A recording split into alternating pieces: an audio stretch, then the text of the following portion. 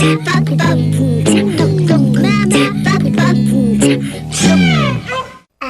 allez, une histoire. Il était une fois. Bonjour à tous et bonjour, chers petits amis.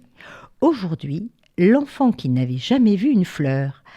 C'est une très jolie histoire d'André-Anne Graton que je vais dire avec Églantine. Bonjour Églantine. Bonjour Dominique. Vous la connaissez bien et aujourd'hui, elle est conteuse. Vous vous rendez compte que cet enfant n'a jamais vu une fleur de sa vie, mais est-ce possible ? Écoutez bien. Écoutez cette histoire qui n'est malheureusement pas unique, mais elle est pleine d'espoir. Samia ou Anna ou Jeanne, cette histoire pourrait être celle de n'importe quelle petite fille, n'importe où sur la planète. Alors Samia est née dans un camp situé entre les frontières de deux pays en guerre, peu importe où. Ses parents s'y sont réfugiés depuis très longtemps pour attendre la paix ou tout simplement pour rester vivants et pour cultiver l'espoir. Sur leur petit lot de terre, toute grise et beige, la famille survit dans une tente dans laquelle il n'y a rien autour. Pas un brin d'herbe et à peine la place pour bouger. Mais les parents pensent que nous sommes chanceux. Nous n'avons qu'une fille. Nos voisins avec leurs 4 enfants sont plus à l'étroit que nous. Chez la fillette, chacun a une natte pour dormir et ses parents s'entendent bien, ils sont gentils avec elle. Alors que dans l'abri d'à côté, il y a des cris de dispute tous les soirs et Samia se méfie de ses garçons. En face vit le vieux Maï. Samia l'aime beaucoup et chaque fois que Maï aperçoit sa jeune voisine, c'est un moment de bonheur. Maï raconte des bouts de sa vie à Samia, comme un grand-père le ferait avec sa petite fille. Et à la fin de la journée, quand la fillette dit « Encore ?» il répond « Demain, ma belle, demain. Je suis un grand livre de contes. On ne peut pas tout lire d'un coup. » Un livre, il n'y en a qu'un dans la tente de Samia, un seul. Son père lui dit que ce sont des poèmes et qu'il les lui lira un jour. Parfois, Samia reprend Maï en train de caresser un objet au creux de sa main, une montre. Tic-tac, tic-tac. Il ne l'a jamais raconté cette histoire. Mais non, je ne peux pas raconter, c'est mon trésor. Mais chaque fois, les sanglots se coincent dans sa gorge et l'empêchent de continuer. Mais comment un si petit objet peut causer tant de peine ? Un soir, Maï parla à Samia de bougainvilliers. C'est quoi des bougainvilliers ? Jamais entendu ce mot. Ce sont des fleurs. Moi, j'aimerais bien voir des fleurs. Ah, une larme coule sur la joue de Maï. Pourquoi tu pleures ? Parce que tu n'as jamais vu de fleurs, voilà pourquoi. C'est joli ? Ah oui, c'est très joli. Les fleurs sont fragiles et délicates, elles sont belles et parfumées, colorées. C'est une journée ensoleillée et c'est bien ainsi.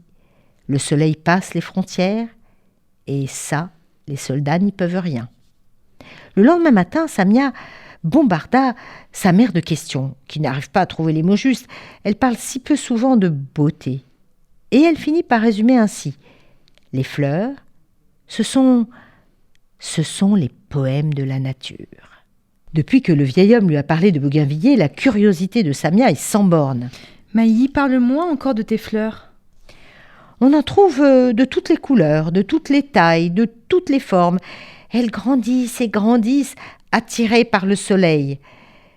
Elles en ont besoin, comme nous avons besoin de manger. Et sans eau, elles meurent. Elles nous ressemblent alors. Maï aimerait bien lui expliquer que oui, les fleurs lui ressemblent, à elle, Samia, mais pas à tous les hommes. Certains ont le cœur trop sec, comme une fleur qui aurait manqué d'eau. J'aimerais tant voir une fleur. Oh, Maï se sent impuissant. Comment réaliser son vœu ? Et puis, un matin, Maï eut une idée. Il se rend à l'entrée du camp en s'appuyant sur sa canne. Peut-être qu'il y a un petit espoir de toucher son cœur. Il a un visage d'enfant encore. Mais les soldats sont des soldats. « Que me donnes-tu en échange ?»« Mais qu'est-ce que tu veux que je te donne ? Je vis ici depuis si longtemps. Je ne possède plus rien. Là, dans ta poche, là à droite, tu as quelque chose, hein ?» Maï tressaillit. La montre, son trésor, le seul souvenir qu'il a de son fils. Son fils mort à cause de cette guerre, sur la route avant d'arriver au camp. Et au péril de sa vie, Maï était allée récupérer cette montre, et depuis, les tic-tac réguliers remplacent les battements du cœur de son fils. Et tic-tac, tic-tac, il lui semble comme ça que sa présence le suit. Je suis encore là, tout près. Ah non, non, je ne peux pas m'en séparer. Il garde son trésor dans sa poche et s'en va. Mais voilà, à son retour, le vieil homme aperçoit Samia, le visage inquiet. « Mais où étais-tu, Maï ? Je t'ai cherché partout. » Bien, je suis allée chercher d'autres histoires à te raconter. Allez, raconte-moi une histoire de fleurs, une avec des bougainvilliers. Le vieil homme s'étouffe, il tousse. Tu es malade, Maï ? Va te reposer, tu me la raconteras demain, l'histoire. À la première heure, le lendemain, Maï prend le même chemin que la veille. Le soldat le regarde avec un sourire aux lèvres. Bon, d'accord, tu auras la montre. Et de combien de temps as-tu besoin ? Ouais, 2 jours. 2 jours pour laisser partir la dernière trace de son fils. Adieu, fils. 2 jours plus tard, le vieillard remet la montre au jeune homme qui lui tend un grand sac en papier brun.